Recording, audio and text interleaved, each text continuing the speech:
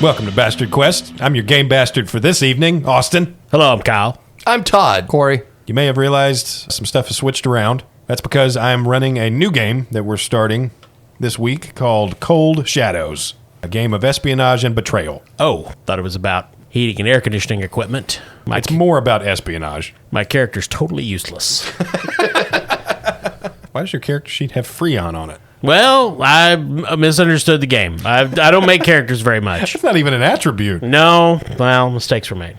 Yeah, but I get to play. Usually I'm running games on Bastard Quest, but not now. So Cold Shadows is a game with pretty complicated DNA, and I don't mind saying it took a lot of extra work to put this together. The game was released by Gallant Knight Games. I believe it was one of the first titles they released under their label after it was kickstarted in 2017 and developed by several authors. Built on the rule set of some games that you actually might have heard of, called Blood and Honor and Houses of the Blooded, which are pretty independent games. Yeah, I've heard of Houses of the Blooded. I've not heard of Blood and Honor. Houses of the Blooded. Yeah, the developer of those is named, oddly enough, John Wick. Yeah, John Wick has been around in RPG design for a very long time.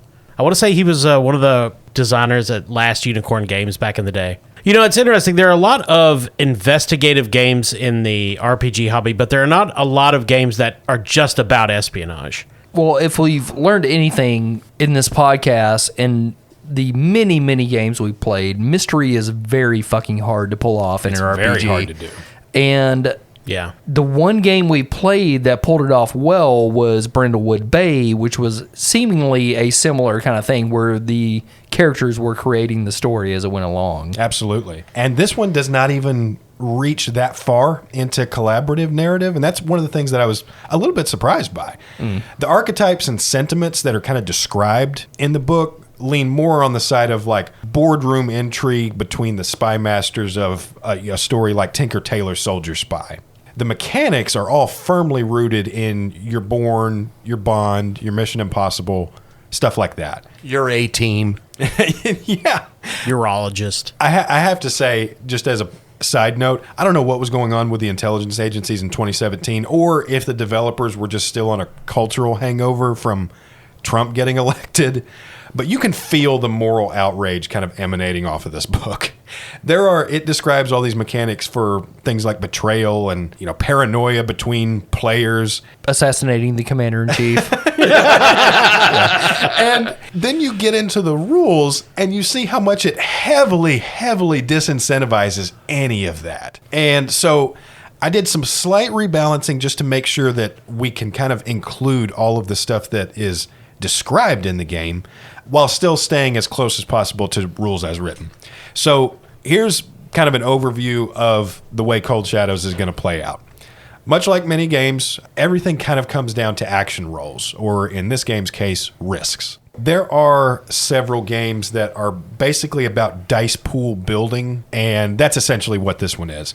The target number for any task, any action roll you make, any risk, is 10. You're just trying to hit a 10 or higher. That's it.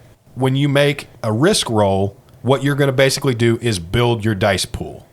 That starts off with your virtues, which are your charisma, your resolve, perception, your violence, athleticism, and intellect. And whatever your rank is for that, that's how many dice you start off with. This is all D6, by the way. And then there's several modifiers that kind of stack on top of that, from aspects, which work a lot like talents, to if your code name is relevant to the action you're trying to take, you get 2 bonus die.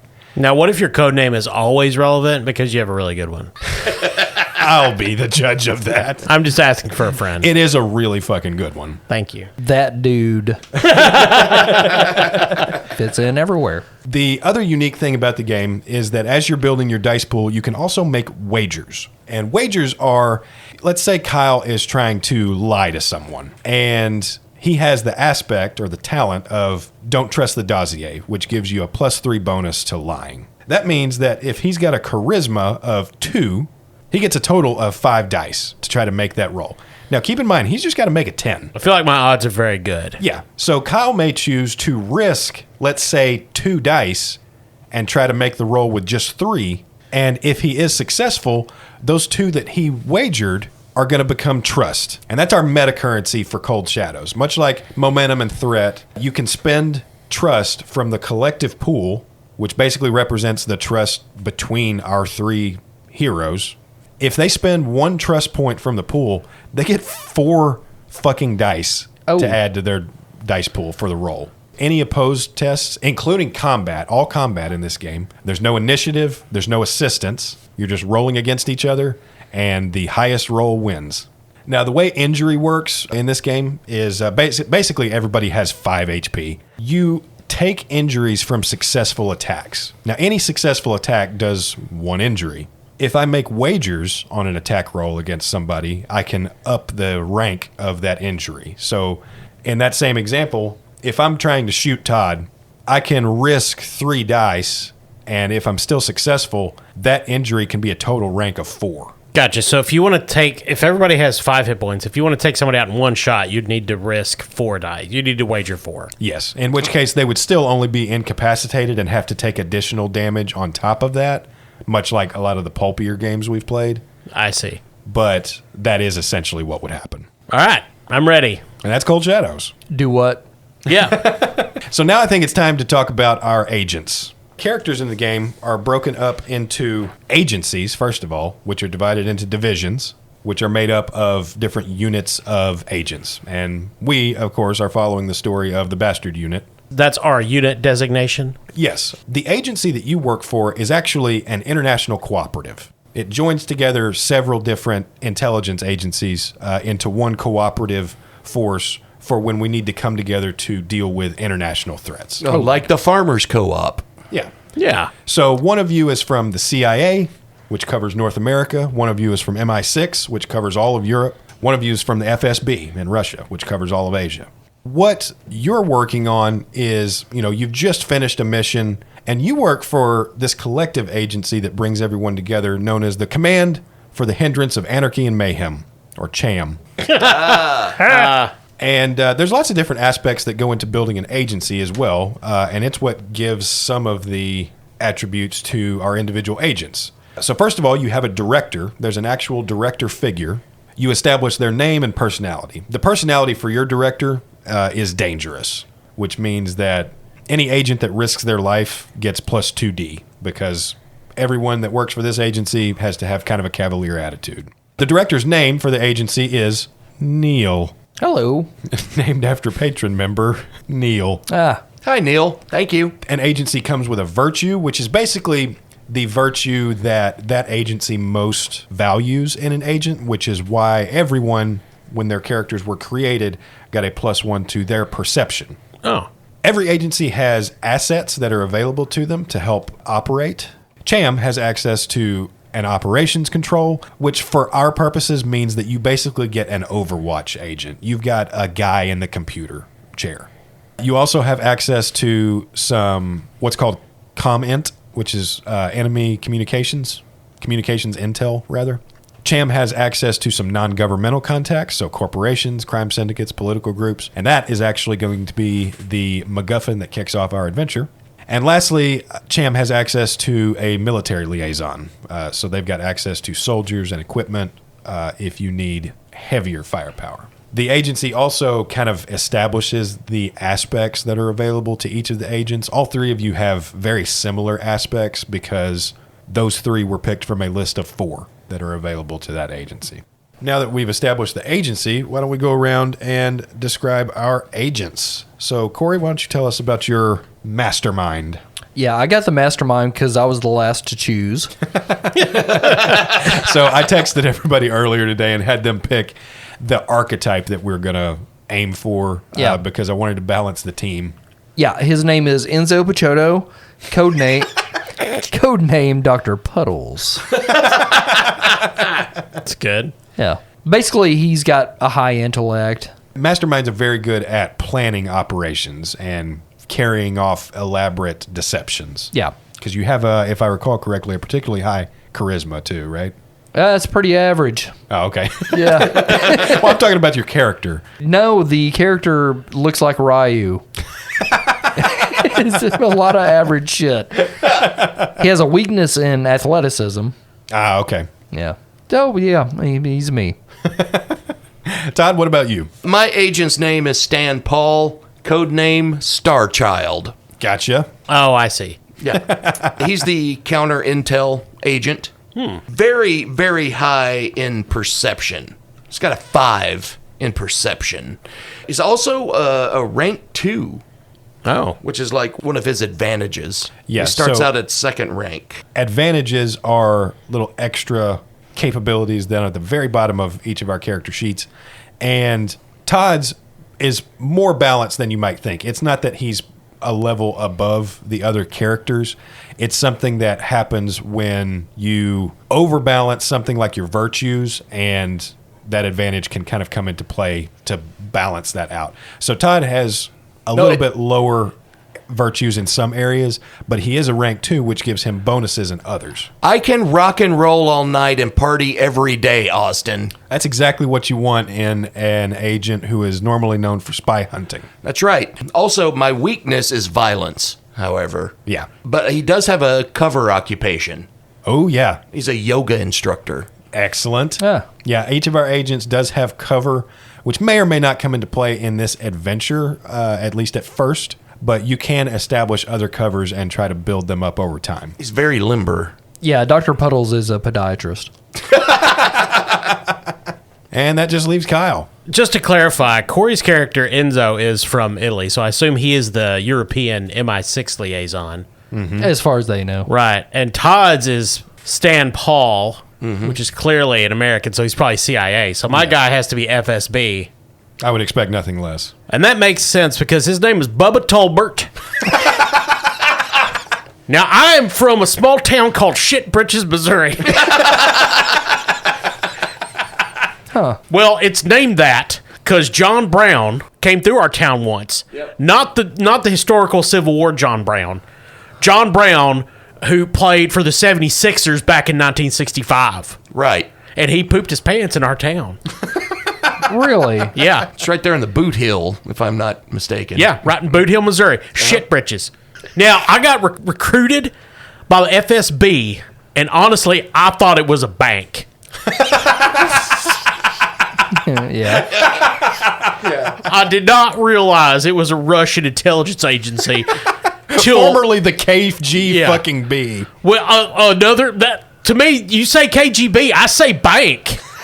Like, I thought it was like a credit union. Like, I get a job at the chemical plant, Yeah. and I put my money in the KGB. KGB stands for Come Get Bucks. Yeah, that's what I said. My uncle looked at me like I was the stupid one. Right. And so, like, halfway through training, I was like, man, I don't know anything y'all are saying, but apparently I was so good at beating up people that they were fine with it. Yeah, and everybody at the KGB was like, yes, we also like Trump. Yeah. Yeah.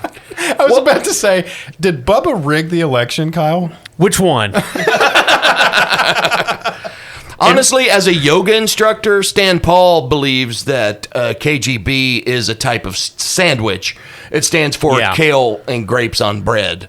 Now, so I've been an FSB agent for a while, and the cool thing is when you're really good at it, they let you pick your own code name. Like mine's John Dynasty. See, Oh, I love having two code names. Don't let Danny McBride hear that code name because the John Dynasty show will be on HBO in like a month. And so I like to, my cover, it's super cool. Like, I'm a bass fisherman, pro circuit. And, like, the FSB, they just pay off people. I don't even have to be good. I just drink beer on a boat all day yeah, and catch some fish you're sometimes. catching good bass That's for right. the KGB. And so, now, I mean, occasionally I do have to, like, show up and, throw somebody out a window. But, I mean, Yes, because Kyle's specialty is a hitter. yeah, I got a 5 in violence. Yeah, and No, it's a 4, sorry. every time, but he's a friendly killer. Every time he throws a guy out the window, he screams, "Kids, broken glass!" Yeah, KGB. yeah. Well, you want Or to no, warn them. okay, wait, kid, Safety first. wait a minute, I got that old bugaboo. Kids, glass broken. Yeah. And so that's been keeping me real busy last couple years. Yeah. Russia, a lot of people don't know this. A lot of people don't like Russia. Really? Yeah. Why do I get the feeling that John has crossed paths with Barge Hog in the past? Yeah, it's possible. They definitely would hang around in the same circles. Oh, yeah, absolutely. KGB kind of gets Barge Hog. Now, I mean, I ain't never worked on a boat. You just hang out on one, right? Well, I mean, a bass boat, that ain't a barge, man. Barges are tough. Like, you're gone for 30 days? Shit.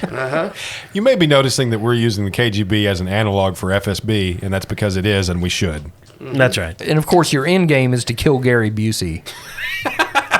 Man, I'm pretty sure Gary Busey is already dead. And it just like, he's like a chicken. Like, you know how like you heard Granny, like, I cut off a chicken's head back in the 40s and it lived for 2 weeks. That's like Gary Busey. Like the rest of his body just hadn't died. Still going. Yeah. Saying things. Yep. Yeah. Yeah. God bless him. We were talking about my uncle, right? So yeah, that's our agents. All right, I'm ready. Chapter 1, Call for the Dead. So you 3 agents, the Bastard Unit, have just finished up a cooperative operation off the coast of Miami. You get a FaceTime call on your smartphone, and it's the director of CHAM, Neil. Said, hello, bastards. How was this operation? So are we each individually answering our phone, or are we together somewhere in Miami? You're together at some undisclosed location, just kind of debriefing. We're in our hideout. Yeah. I always wonder, why do they call it a hideout and not a hide-in? Shit, man, that's deep. If you were to hide out, would you not be exposed? You just blew my mind, I'm dude. a mastermind. So we are literally hiding in a place instead of hiding out in a place. So Bubba takes off his sunglasses, and he is pretty badly sunburned, except for where his sunglasses have been. Oh, Yes, Puddles, that is why we call you the mastermind. So listen up, agents. We have an emergency situation. We really should have better people to deal with this, but you're the closest. One of our outside contacts, codenamed Blacksmith, is currently in the Bahamas making arrangements for an exchange to receive sensitive intel. We don't know who his contact is, and we don't know where the exchange will take place. All we know is that Blacksmith has arranged an appointment in a public tourist destination at 11:45 a.m. this morning. The problem is, at midnight last night, Blacksmith missed his check-in with control. So I'm sending you to the Bahamas, to Nassau. Done.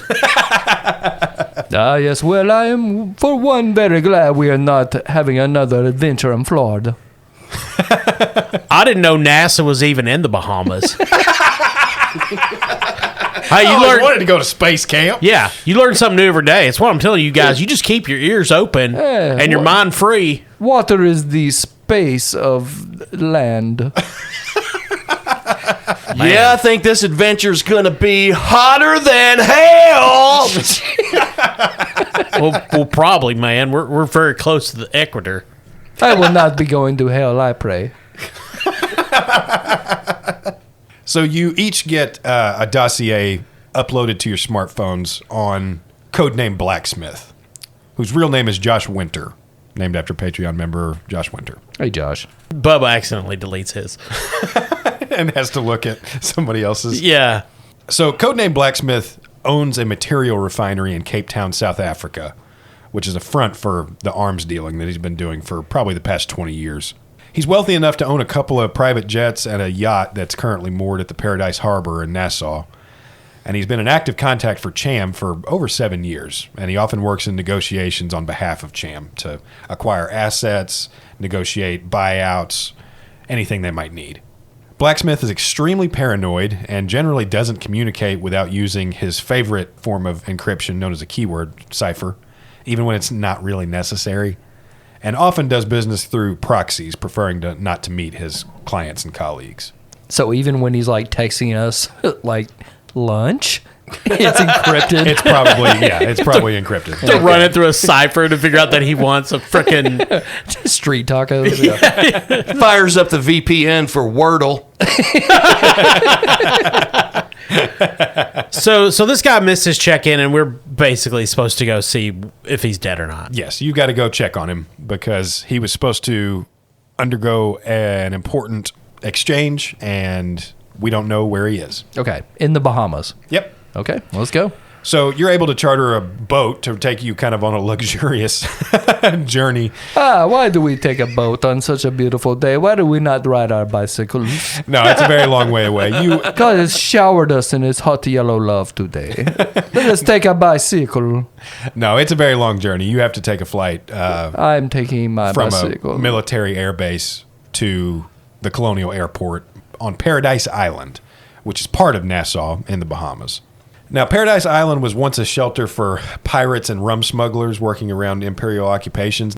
Now the Bahamas is kind of filled with tourists and is a very culturally rich icon for independence. I think the Bahamas has been independent for about 50 years. What? I never heard it was touristy. I thought it was very indie. Oh, yeah, man. There's tons of tourists. My mom and Gary came here on their 4th wedding anniversary. Yeah.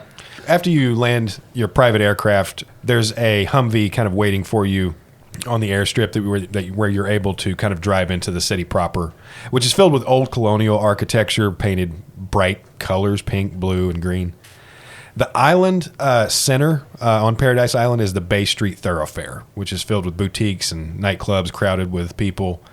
And at the head of the downtown center is where our first scene takes place, the British Colonial Hotel. The hotel's a blend of historic and the modern, with colorful murals and bronze accents on whitewashed Corinthian columns and polished hardwood.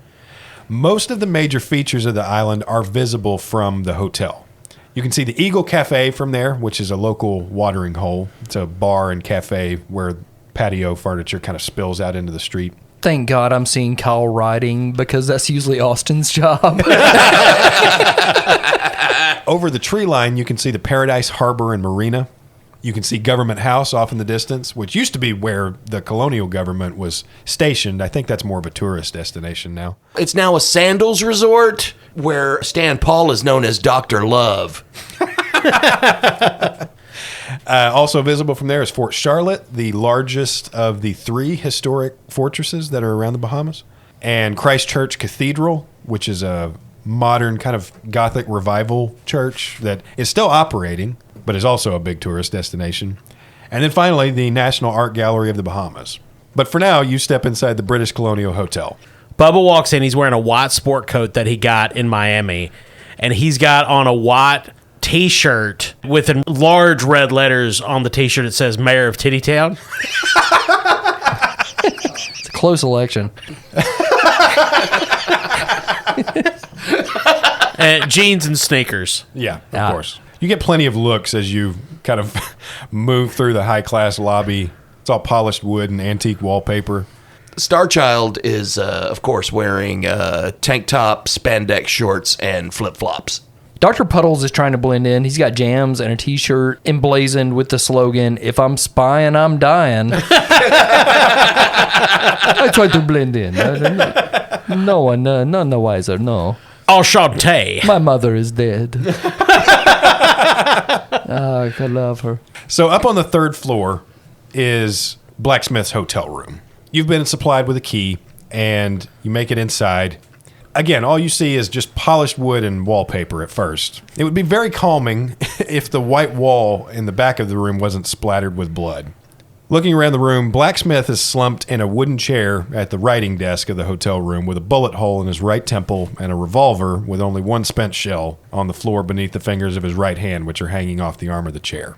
Most of the room is actually very empty. On the blotter on the desk in front of the body, you see where he seemed to have jotted something down really fast on a pad of hotel stationery. The only other 2 factors of immediate notice are on the bed, where you see a cracked smartphone and what looks like a plane ticket. So what do you guys want to do? Well, fellas, it looks like our job is done. Starchild is going to use his powers of perception. Powers. Yeah. An intoxicating glow begins to emanate from... Imagine the $6 million man sound effect, but it's just a dude leaning in and squinting. Mm-hmm. He's scanning the room, looking for any clues that might not be obvious. You know, there's all the things we can see, but he's just going to give the whole room a once-over to see if I guess. All right. Yeah, go for it. So his perception is 5. 5. Okay. Yeah. So you're rolling 5 dice Target number's 10. While he's doing that, Bubba checks the minibar to see if there's beer in there, and if there is, he drinks it. I would also like one of those beers, please. Rolled an 18. So the first thing that you notice, specifically, Starchild, is that there is no luggage anywhere in the room. As you look closer, you see the plane ticket that's on the bed. There are no details, simply a flight number. You do see the prefix for Paris, France, up in the top right corner. Now, I will remind you guys, you do have an Overwatch agent, Con Ops agent at your disposal. His name is Zach Davis, named for Patreon member Zach Davis. Aye. Codename Wizard. And you can toss some of this information over to him if you need to further find more information about things. The smartphone is, like I said before, the screen is cracked. You pick it up and discover, oddly enough, it is not password protected. There are no text messages and no recent calls. Only 5 photos, and they're just landscape photos of cities. One of London, one of Hong Kong, one of Dubai, one of San Francisco, and one of Prague. I will look at this phone. Oh no, his browser history is not good, my friends. He is into cream pieing his stepmother, apparently. God! It is a sin. Corey, you're the mastermind. Ah. So we're going to say Dr. Puddle's cell phone buzzes, and it is Wizard. Hey, you guys, what'd you find out with Blacksmith? Ah, Wizardo, how are you, my friend? I'm good. I'm in a hurry. What? Why? Well, because we got to figure out what happened to Blacksmith. He was supposed to take this exchange at 11:45, and it's 10 o'clock right now. Oh, Blacksmith, I hate to tell you this. His head wears the wall. Oh, shit, he's dead? He was killed by a dead... Son of a bitch. You guys got to figure out what happened and where he was going. Hey, Wizard, you want to know what happened? What? You want to know what happened? I want to know what happened. I can't hear you. You want to know what happened? Yes, please tell me. Somebody pulled the trigger of his love gun, and it splattered all over the wall. I don't know what that means, but if it means he's dead, then I don't really need any further information on I it. knew love was in the air. So what have you guys found? Nothing much. We found a dead man who was Blacksmith. There's no luggage. Dude was traveling light. There's a plane ticket with the code for Paris on it. But to be fair, we often called him One Shirt the Blacksmith. Well, and man, like, there's a lot of Parises. Yeah, it's cool. It could be a Paris, Tennessee. Yeah. It's a beautiful city. Oh, yeah. If you like terrible. So when you tell Wizard the flight number, you hear him click-clacking away at his computer for a few minutes, and he says, guys, this flight to Paris was for 7 o'clock this morning. Well, man, like, he overslept. Forever, yes. Yeah. He will forever oversleep. I mean, I've missed lots of flights. He will go to heaven. I have kissed him on his toes. So that doesn't make sense. Is there anything else in the room? Well, blood, like, so... Oh, there is the brain. Oh, yeah. Yes. They got really good beer in the minibar, dude. Oh, yes. So, Bubba is stupid, but he is actually good at violence, and sometimes that involves faking suicide. So he wants to examine this, see if this is like how he No, would have done Bubba, it. quit punching the body. The sins. So he's going to look for any sort of unusual bruising, or if it looks like he was tied up and restrained. You don't have to roll for that. The only thing unusual that you found is that it would look really odd to force suicide unless you were also cool with them writing a note, because he did scrawl something on that hotel stationery. Oh, well, Bubba can read, Damn, I thought I was the mastermind. and he will read the note. All right. You look closer at the note, and it's very simple, and it's worded bizarrely. Gary killed me. It says, Charlotte, all people understand regret. Lament quietly alone. Kisses. Yes, yes. We say this in Italy quite a bit. And something that especially odd is that Charlotte is only spelled with one T. So if someone wants to roll intellect on the note, they can probably discover a little bit more about it. I would roll intellect because it is very high, but I will not. The sun is shining and I am in the Bahamas, and fuck you. No, I think the mastermind will roll his intellect. It's a 4. Oh, I just assumed 2 was the highest possible intellect stat. Never mind. All right, so you've got a 4. Are you going to modify that roll at all? Or do you want to wager anything? Nah, first roll, I'm just going to go hard. Okay. And that's a 9. I failed the god. All right, so all that you can really discern from it, other than the fact that there's only one T in Charlotte, other than the note's bizarre syntax, the word Charlotte is in all caps, while the first letter of each word of the message is capitalized. I have figured out the mystery, my friend. It says Kapurlquack. Well, Wizard looked like what drop off was he supposed to make? Like, was he supposed to go to the cleaners? Because we can take stuff. I don't know. I just know he was supposed to meet someone to receive some intel on this new threat towards intelligence agencies, but we don't know anything more than that. Well, where? Like, he didn't say where. He didn't text like, gonna do it at the harbor later. LOL. Well, no, you guys have the note. I'm assuming he tried to leave someone a message before he was obviously murdered. Maybe Charlotte's his girlfriend. I don't know. Wait a minute. What'd you say? Charlotte? Charlotte. Like harlot. Like Sodom and Gomorrah. Maybe that's the code. Ah, yes, in the Bible I have read this. Well, Charlotte's the name of that fort that's in the Bahamas, right? Oh, yeah. So does somebody else want to try to make a check to see if they can make sense of this? I will. I got a 3 in intellect. Okay. One moment, my friend. Let me rub your feet as we do this, and I will look upon the note myself. Dr. Puddles is going to use his aspect teamwork. Great. It's plus 3D when helping a fellow agent accomplish a common goal. So I assume I can add plus 3D to Todd's roll? By rubbing his feet? Yeah. While I'm trying to crack this code and getting my feet rubbed, I'm going to do this in the downward dog position. Okay. Yeah. All right. Yeah, yes. That's something that somebody named Starchild would do. Of course. Yes. So also throw in another 2D for your roll because that's relevant to your code name. Yes, we call this the Italian Greyhound technique. Rolled a 22. So it crosses Starchild's mind.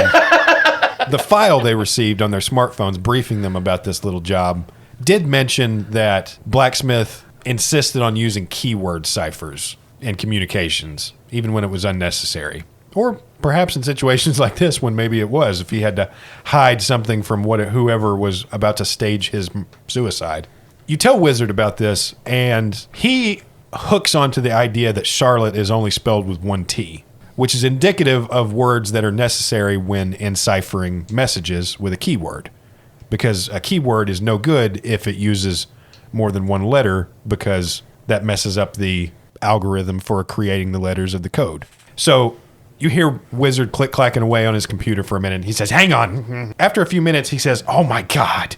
What is it, nerd? And you get a buzz on your phone where he's forwarded you the feed he's just seen. And the letters APURLQAK, if they are enciphered by Charlotte as a keyword, are decoded to spell the word Crudesco. CRUDESCO. Man, that's what I was thinking it was. You guys just stay there for a second, and I got to get the director. He's got to know about this. I'll call you back. Yeah, I mean, you just look at it and you think Crudesco. Crudesco, guys, let's go to Crudesco and get a hot dog. Crudesco. So while you're waiting on Wizard to call back, everybody make a perception check. Just a single, no modifier perception check. I got 3 dice. I have a 3 in perception. I have 5. Okay. I got an 11. I got a 9. 18. So Bubba's digging around in the minibar some more, but Starchild and Puddles happen to look out the window right as Wizard rings off, and they notice the sun flashing off of some kind of reflection in the crowd. And when they look closer, they see a man sitting at the cafe table outside the Eagle Cafe, watching the window of the hotel room with binoculars. But before they can do anything, the landline phone next to the bed rings. Hello. Of course it was Bubba got to it first. He was still in the mini fridge. Well, I wasn't looking out the window. So Bubba answers the phone. He was guarding the phone. Josh Winter's room, codename Blacksmith. Good morning, sir. This is your concierge courtesy wake-up call for 10 a.m. as requested. Also, would you like us to continue holding on to your envelope? Man, I didn't give y'all no envelope or wake up. Wait, this is not my room. Yes, you did. You gave us the envelope last night when you requested the wake-up call at 9 p.m. Okay, somebody's going to have to talk to this guy. I'll take the phone. Hello. Yes, sir. This is Josh's brother, Jake. Try Craig. This is Josh's brother, Craig, my dude. Yes, sir. Josh had to step out for a moment, but if it's just the same to you, I'm going to come down there to the lobby and get that envelope and bring it up here to Josh so he can have it as soon as he gets out of the shower. All right, we'll have it at the front desk ready for you. All right, so the phone call tells you a couple of things, which you don't have to roll in order to know. If a wake-up call was requested for 10 o'clock, then that means the plane ticket for a flight that left at 7 a.m. is a red herring. That's a ruse. Okay, so y'all spotted somebody watching us with binoculars, right? Mm-hmm. And we've got a package to pick up. Wizard is freaked out. My character's really only good with violence. Right. So if y'all want me to go beat the shit out of the guy with binoculars, he will happily do that. Let's do that. Yes, you go down there and you beat this man, and he will hurt and mule like a crying grandmother, but he will give us the information we need. In the meantime, I will go get the envelope. Now, Enzo, is this like beat the shit out of him like a Little League soccer game gone wrong, or like he looked at my girlfriend and we're at a bar somewhere in Western Illinois? I would say you may dislodge his cornea. Okay. Yeah. No, parameters is all I need. I like guidelines. Yes, once he sees he's looking not good, he will move on and give you the beans that Cool, you man. so desire, and we all do, and God bless us. So Bubba unsuddenly walks out of the hotel, walks down the street, crosses over to the Eagle Cafe, and just starts looking for the guy. So by the time you get to the cafe, there is no one sitting at that table. He looks around to see if he went anywhere. He looks around to see if the guy he didn't see initially went anywhere. Why do you think this wouldn't occur to him as a bad plan? Well, I hope John Dynasty hears the immortal words of Dr. Puddles in the back of his head saying, "Sniff the seat."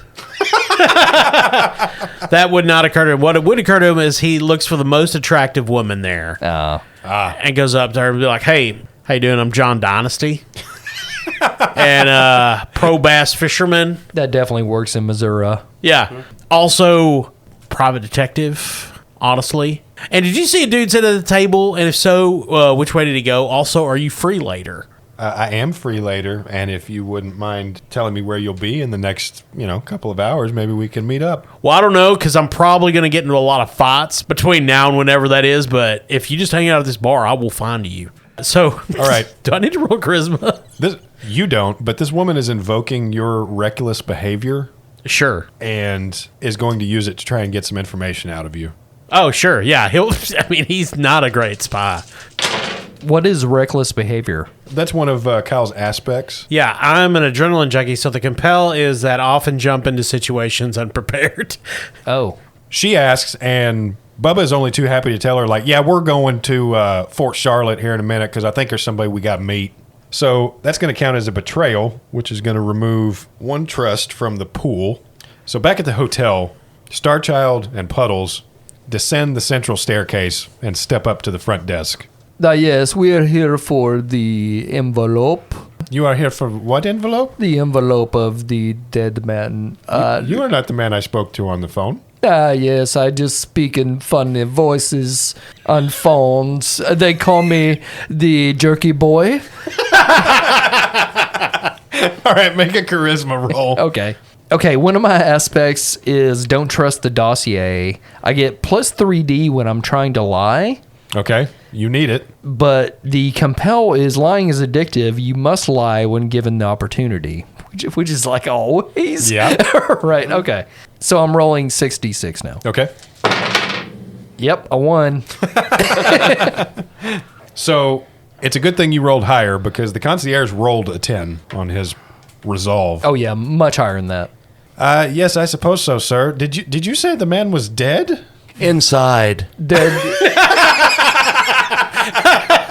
Yes, he has spent too much time in the Bahamas. It is a sour, ugly place where God does not smile. But the sunshine is nice. Horrible thing to say about a man's country. I do not care for the cut of jibs. So he slides you the envelope and then just says, "Please leave my establishment." Okay, but what is an envelope but the home of a letter? So you open up the envelope, and inside is a sliced strip of leather that is scored such that it looks like it came off of probably a briefcase. Like how long are we talking about? Little It's like a little 5-inch strip of leather. Okay, so something to spank a hamster with. Yeah. I don't know what blacksmith's into. Yeah. Just then, before you can respond, Puddle's phone buzzes, and it's Wizard again. Oh, it goosed me in my back pocket. Mr. Wizard, I thought you were dead. No, I had to go get the director. He had to figure something out for this. So, what did you guys figure out? We know we're going to, where is it? Well, I figured out it is a small sin, but if I lie, things will happen good to me. You hear a couple of beeps, and Neil is suddenly joined in on the conference call. Agents, tell me what you have found. Well, we send John Dynasty to pummel a man. We do not know what happened. Someone will get hurt along the way, I am sure. But that is between him and God. Well, first of all, where are you supposed to go to make the meeting? Well, I use my mind area to deduce. We go to Fort Charlotte. Listen up, bastards. You need to know at least a little bit of what Crudesco may be. 2 months ago, an agent named Kenneth Bousseau, named after Patreon member Kenny Bussey, Oh, thank you. from France's Deuxième Bureau, or the DGSC, was working with our network in Turkey to investigate some vague, unidentified intel on a new kind of weapon. Fuck the Turkish! Some kind of new international threat. I'm sorry, I sometimes think about a turkey bit my mother. The poison from its floppy jowls gave her the death. But she sits on the lap of Mary and bounces merrily. So where was I? Crudesco is apparently this new international threat, particularly to military and intelligence services all over the world. Like Cold War Part 2 level stuff. After 2 weeks across Asia, Agent Kenneth went missing. Or rather, he signed off his last report to the head of station with a coded flag that indicated he was going deep cover. Now, on the surface, that's nothing to worry about. Agents undergo deep cover all the time when they want to run an investigation without having to worry about regular check-ins with the grown-ups. It's probably one of those American flags with the thin blue line for one of the stripes. Well, that's right, buddy. These colors don't run. The problem is this agent never resurfaced. Deep cover ops don't last longer than a few days, so he was presumed KIA, but the French insisted on keeping the case file open because of a single strange transmission they found on a routine airwave sweep. It was a message in Morse code, pre-recorded and programmed to repeat every hour on an old-fashioned shortwave radio band, a numbers station. The message was simple. His code name, the emergency alert flag, and a single word. Crudesco. We believe Crudesco is to be the designation of this new unidentified threat to our cooperative intelligence services. All right, so what we know is that Blacksmith was planning to receive special intel on this Crudesco threat, and that the delivery will take place at 11:45 a.m., apparently at Fort Charlotte, which is a huge tourist destination on Paradise Island, and it's just a short drive from the British Colonial Hotel. To which Bubba is already on the way. He impetuously, due to his reckless behavior, forgot to tell his friends where he was going. That is okay. We will ride the bicycles. All right, so you guys are headed to Fort Charlotte? A car may have been stolen to get there. Yeah, sure. We'll head over that way. Over the next 20 minutes, Bubba weaves in and out of traffic on the long road to Fort Charlotte before he realizes it was a very short drive and he did not have to circumnavigate the island. Well, you got to lose tails. That's what he always says when he's late somewhere. Luckily, the three of you wind up arriving at nearly the same time. Fort Charlotte is the largest of the three historic forts found in Nassau. It was built in 1789 and is 100 acres large, commanding a pretty impressive view of Paradise Island, Nassau, and the rest of the harbor. Oh, look, a new fort. Tours are conducted throughout the day, featuring characters dressed in period costumes, and the firing of the master cannon at noon is one of the big highlights of the destination for a lot of the tourists. At this time of day, the seaside fort's overrun with tourists who were trying to beat the rush, and of course they didn't. The fort's made up of two 30-foot tapered columns joined in the middle kind of by a vast concrete enclosure, like a giant pillbox between two silos. It only has 2 columns. And it's actually built into the short cliffside overlooking the harbor. The towers are capped by bronze cannons accurate to the period when the fortress was built, and there's a lower walkway that traces around the perimeter of the entire fortress, about 2 stories above sea level. The interior is closed off, so tourists are just milling about the outside and the entrance of the central kind of keep, or they're examining the cannon towers, while the more adventurous can kind of descend the stone steps and walk the stone walkway overlooking the water. Now, since this is a historic structure, there are at least 12 visible Royal Defense soldiers standing guard at strategic points along the upper levels. Guys, you know what this place needs? Pyro. Hell yeah, man. You are here to receive the delivery that Blacksmith was originally supposed to take. How do you want to do it? You don't know who he was meeting. You just know the appointment time, and you know the place. I see a rope, and I'm going to use my athleticism to climb onto that rope and swing out around the fort, much like swinging out over a stadium crowd to see if there's anyone who looks suspicious like that. So I'm not going to let you see the whole fort based off of one Tarzan swing around a structure. Yeah. But you can post up at some strategic spot and kind of overwatch the structure as a whole while the rest of the agents explore a little bit. Okay, sounds good. So my athleticism is a 3? Well, what you'll be looking for is a perception roll. Well, then that's 5. Oh, I rolled an 8. But God. But one of my advantages is lucky. I get 3 re-rolls per game for any dice that were a 1. Oh, okay. So I had 2 1s on that roll. Excellent. So I'm going to re-roll both of those. 11. Nice. Wow. All right. So as John Dynasty and Dr. Puddles thread their way through the crowds. Less threading and more, hey, I'm John Dynasty. Trying to get through here. I am this man's doctor. He has the problem.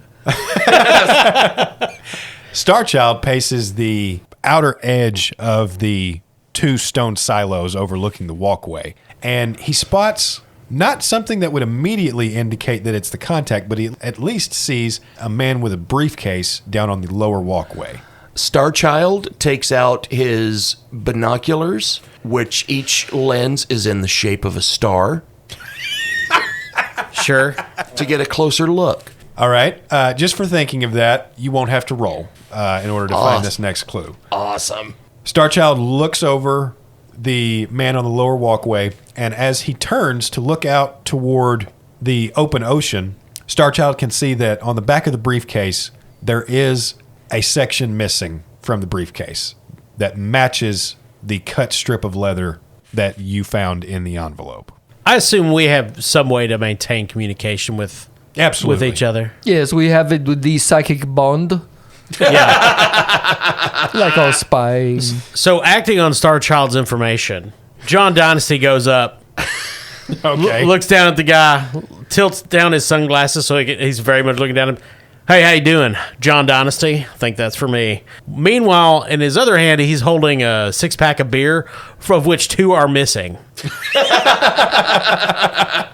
No one knows how he got inside with it, and some of the Royal Defense Guards that are standing nearby kind of give him the side eye, like, how did he get that in here? Man, you just don't ask permission, you just do. So the very thin, pale-looking man with the briefcase kind of turns at Dynasty's words, looks him up and down and says, you have something for me? Yup. And that's when he slams the 6-pack of beer right to the dude's face. Oh, my God. I'm invoking, hold my beer. That's not what that means, but I love it. Let's get our shit together and roll violence. I'm going to use a trust point. And how many dice does that give me, Austin? 4 dice. So, John, how many dice are you rolling? Well, let me see. I've got 4 for violence, 3 for hold my beer, 11. This man is going to invoke your reckless behavior, having anticipated the belligerence of people who may want to intercept this information. And he's going to penalize that roll at least 3 dice. And I'm going to roll to see how many we actually do. Yeah, you got to take off those 4 dice. And I'm not going to burn another trust, but we're just going to call that a betrayal since that kind of wastes that trust point. Well, that's hurtful. Because he's going to try to use his athleticism to dodge this maneuver. So I've got cold-blooded killer also, so I get a free wager on all violence ranks. Okay. That just means if you do hit him, you can rank up the injury by 1. I got a 22. You got a 22? All right, well, that definitely beats his 16. There's a dull clank, and the man's head snaps back. You're not sure if it broke his neck, but you're kind of worried it did. No. And, and he slams back into the concrete floor of the walkway, just inside the shadow of the intersection between the 2 columns, and the briefcase clatters to the ground at his feet. Oh, John caught that, just turns quickly on his heel and's walking away, popping the other beer open. And he's just about to round the corner when somewhere in town you hear a clock striking noon and begin clanging. And the crowd noise kind of picks up. And just as that commemorative cannon goes off, John Dynasty feels a bullet rip through his jacket, potentially hitting his flesh. But we'll find that out next time. I'm sorry, my friend. I just start shooting. So someone just That's shot fair. at you using the cover of the cannon fire. Well, that's smart, And we'll see how that happens next time. because I would have thought it was the cannon that shot me. All right. That scene resolved itself much quicker than I expected. That's why you send a John Dynasty. That's right. He's bonded and insured. John Dynasty for all your Absolutely. spy needs. Absolutely didn't miss out on any other information. He has business cards. John Dynasty, spy. He's got a TV commercial on the local affiliate there, this NBC affiliate. Yeah. All right, so that's our first session with Cold Shadows. We've dealt with a little bit of a murder mystery and some shocking intrigue in a public place. Solving problems the American way. But we'll see where it goes. You know what else is intriguing, Austin? What's that? Never knowing what number you're going to roll on a die. Well, how can I figure that out? Well, it just depends. It's always a mystery. It's always intriguingness. Well, maybe it wouldn't be if we had better dice to roll.